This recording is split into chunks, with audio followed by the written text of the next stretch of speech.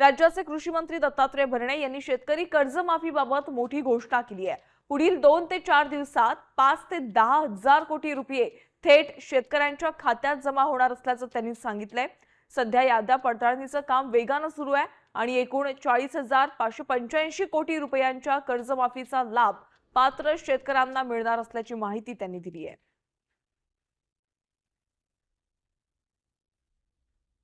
कर्जमाफीचा लाभ निश्चित प्रकारे घेतला। मला वाटतं पहिल्यांदा आपण 5,000 कोटी रुपये पहिल्यांदा दिलं, कदाचित 4-2 दिवसामध्ये दुसरे 10-5 हजार कोटी रुपये लगेच त्याला होतील। त्यात आता काही अडचण नाहीये। लवकरात लवकर आपण साधारणतः 40,585 कोटी रुपयाची आपण ती रक्कम ही जाहीर केलेली 36,000 होती, 5,000 4,000 ह्या महात्मा फुलेमुळे वाढलं। त्यामुळे अजिबात आपल्या माध्यमातून सगळ्यांना सांगतो, जे आपलं अपूर्ण काम, आपलं आधार कार्ड प्रमाणित करण्याचं काम, ऍग्रीकल्चरचं काम ते आपण ताबडतोब करा।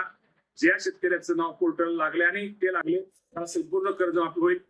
तुम्हाला रक्कम जरी कर्ज खात्यामध्ये सरकारकडून जरी कमी आली म्हणजे तुम्हाला मी सांगतो की तेवढीच रक्कम, वरची रक्कम ही राष्ट्रीयकृत बँकेने ती भरायची, त्यांनी ती करायची। तसा त्यांचा आमचा समझोता झालेला आहे। शेतीचं उत्पन्न दिवसेंदिवस भविष्यामध्ये नक्की त्यामध्ये वाढ होणार आहे, शेतकऱ्याला त्याचा फायदा होणार आहे। फक्त शेतकऱ्यांनी काय गोष्टी थोडं, आता आपल्याला माहिती आहे की नवीन टेक्नॉलॉजी, AI तंत्रज्ञान, नवीन आधुनिक ह्याचा वापर जर शेतामध्ये तंत्रज्ञानाचा वापर केला तर शेतीमध्ये उत्पादन वाढणार आहे। कोण शेतकरी जे त्यात राहिलेले आहेत त्यांना निश्चित प्रकारे शासन, जे शेतकरी त्यामध्ये पात्र आहेत त्यांना ही रक्कम नक्की त्यांची पण कर्जमाफी दिली जाईल। पहिल्यांदा तर आपण ही प्रक्रिया तर 23 जो प्रोत्साहनची प्रक्रिया ही, ह्याला तर वेळ आहे किंवा OT असला तर आपण, मला वाटतं किती तारखेपर्यंत दिली, शेवट त्यांना तारीख मार्च 27 पर्यंत दिलेली। त्यामुळे ह्या 2 विषयात पहिले आपल्याला 2 लाखाच्या आतले आपण पहिल्यांदा संपवतोय, नंतर प्रोत्साहन आणि 2 लाखाचं त्या वरचे असं आपण करतोय। पण मी आपल्या माध्यमातून माझ्या शेतकरी बांधवांना सांगू इच्छितो की अजिबात तुम्ही काळजी करू नका। जरी तुम्हाला बँकेमध्ये गेल्यानंतर तुम्हाला रक्कम जरी कर्ज खात्यामध्ये सरकारकडून जरी कमी आली म्हणजे तुम्हाला मी सांगतो की तेवढीच रक्कम, वरची रक्कम ही राष्ट्रीयकृत बँकेने ती भरायची, त्यांनी ती करायची। तसा आमचा समझोता झालेला आहे। असं जर कुठली राष्ट्रीयकृत बँक जर आपल्याला चुकीचं कोण सांगत असेल, ताबडतोब त्याच्यावरती निश्चित प्रकारे सरकार म्हणून आम्ही 100% त्यांच्यावरती लगेच ताबडतोब त्यांच्यावरती काय हे करू। असं कुठलाही गैरसमज, तुम्हाला जेवढी रक्कम सरकारने तुमच्या खात्यावर कळवली तुमची संपूर्ण 2 लाखाच्या आतली ही कर्जमाफी, ही रक्कम तुमची माफी होणार आहे आणि तुम्हाला नीलचा दाखला मिळणार आहे।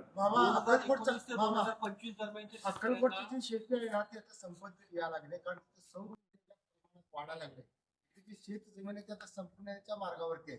पीक भविष्यात कसं येणार, तिथे शेतकऱ्यांसाठी जे धान्य आहे ते सुद्धा आता भविष्यात येण्याची शक्यता नाही। शेवटी शेतकऱ्याला कुठलं पीक घ्यायचंय किंवा शेतामध्ये कुठलं सौर ऊर्जाचं त्याला शेतकऱ्याला घेतो, शेवटी शेतकऱ्याला तो अधिकार आहे। शेवटी त्याला जर त्याला नाही कायदा वगैरे असं कायदा करण्यापेक्षा शेवटी शेतकऱ्याला अधिकार आहे। त्याला जर वाटलं की समजा एखादा शेतकरी आहे, काही शेतकरी पुण्यामध्ये असतात, तुमचं म्हणणं अक्कलकोटला त्यांची जमीन असते किंवा त्यांना वाटलं शेतीपेक्षा मला सौर ऊर्जा, मला शेतीपेक्षा ही होतं, तर त्यांना तो अधिकार, वैयक्तिक तो त्यांचा अधिकार आहे, तो काय आपला अधिकार नाही। आणि या बाबतीमध्ये आम्ही अजूनही सांगतो की शेवटी काही केलं तरी शेतीचं उत्पन्न दिवसेंदिवस भविष्यामध्ये नक्की त्यामध्ये वाढ होणार आहे, शेतकऱ्याला त्याचा फायदा होणार आहे। फक्त शेतकऱ्यांनी काय गोष्टी थोडं, आता आपल्याला माहिती आहे की नवीन टेक्नॉलॉजी, AI तंत्रज्ञान, नवीन आधुनिक ह्याचा वापर जर शेतामध्ये तंत्रज्ञानाचा वापर केला तर शेतीमध्ये उत्पादन वाढणार आहे आणि बाजारपेठ सुद्धा निश्चित प्रकारे चांगल्या प्रकारची कशी त्याला मिळेल हा प्रयत्न आमचा राहणार आहे।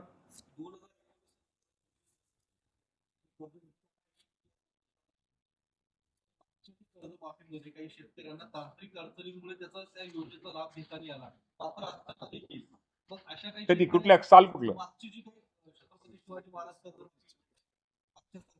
देण्यात आली होती त्या योजनेत शेतकऱ्यांना काही तांत्रिक अडचणीमुळे त्या योजनेचा लाभ छत्रपती शिवाजी महाराजांच्या नावाची होती।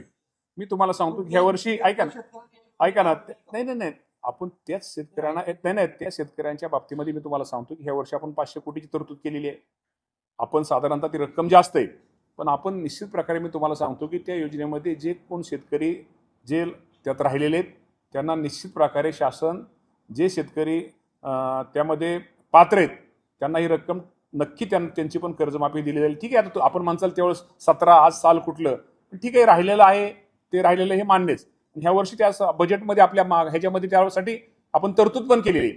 2017चे शेतकरी, जे पात्र शेतकरी लाभापासून वंचित आहेत त्यांना पण निश्चित प्रकारे शासन त्यांचा पण विचार करणार आहे.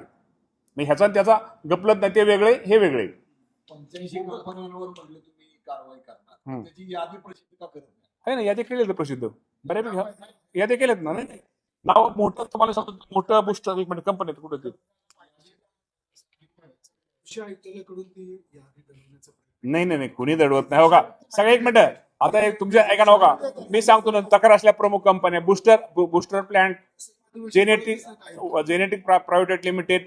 नाही ह्याच 90-95% ह्याच कंपन्या मोठ्या आहेत, बाकीच्या काय नाहीत. बघा ही booster, Ravi hybrid seeds and research, Oswal seeds, Yashoda व पार्श्वजेनेस्टिक आणि LLP ह्याच मोठ्या कंपन्या त्या पण मोठे आहेत बाबा, त्यांचेही द्या ना. ह्या सगळ्या मोठ्या आहेत.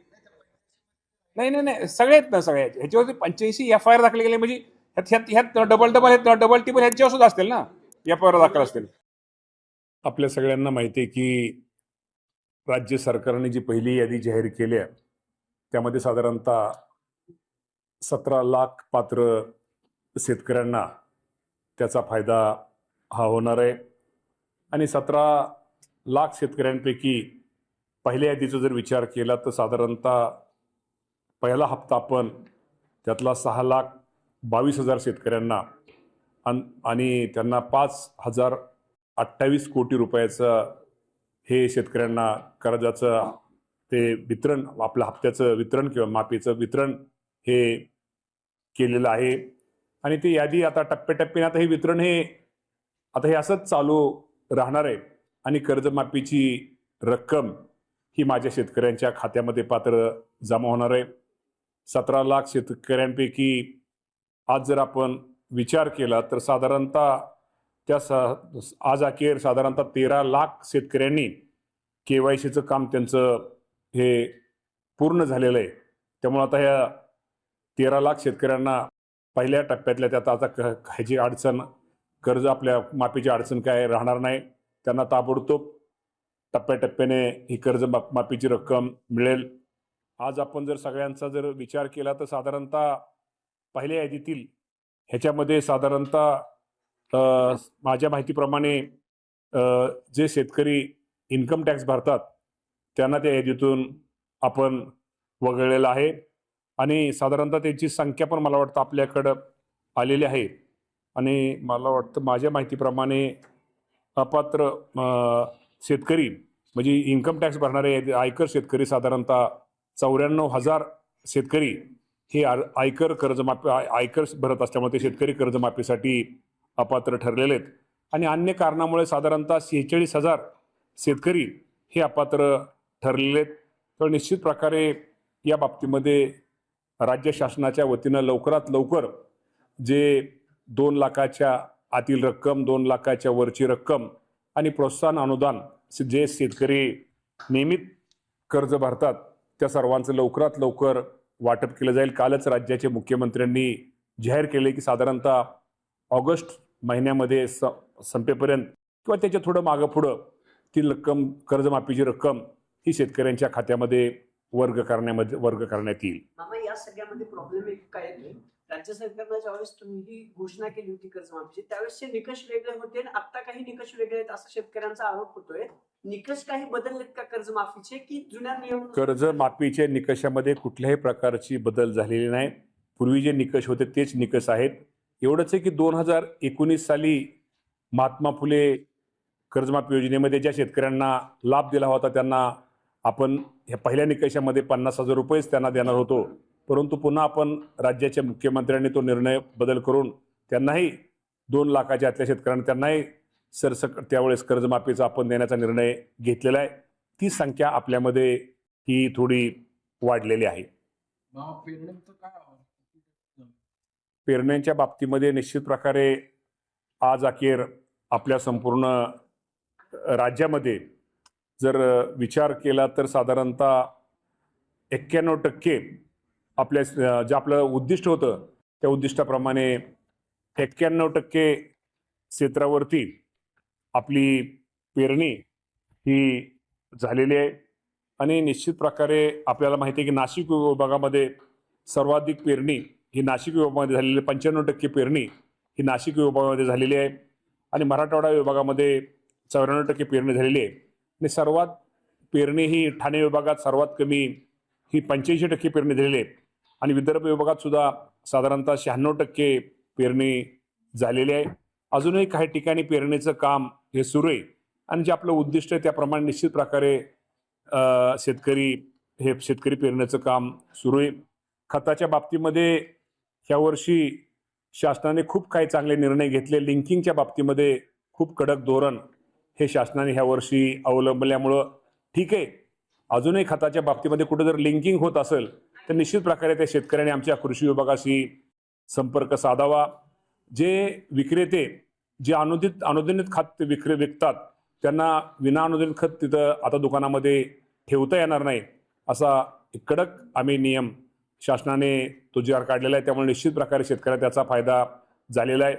आज अखेर खताच्या उपलब्धतेच्या बाबतीमध्ये आपल्या माध्यमातून माझ्या सगळ्या शेतकरी बांधवांना सांगू इच्छितो की खताचा साठा आपल्या नियोजनाप्रमाणे आपल्याकडं व्यवस्थित आहे. त्यामुळे खताच्या बाबतीमध्ये जर कुणी एखादा डीलर किंवा कोण विक्रेता जर काळा बाजार करत असेल तोही आमचे संपर्क साधा. निश्चित प्रकारे या बाबतीमध्ये असं कोण आम्ही लगेच ताबडतोब त्याच्यावरती कडकात कडक कारवाई करू. मामा एक राजकीय प्रश्न असा होता आता डिलिमिटेशन सगळं सुरू आहे. शरद पवार साहेबांचे सगळे खासदार आज पण भेटलेत. राजकीय गणित वेगवेगळी लावली जात आहेत. तुमचं काही बोलणं झाले काय असं त्याच्या बाबतीत तुमच्या पक्षाचं स्टेज वगैरे किंवा आपल्या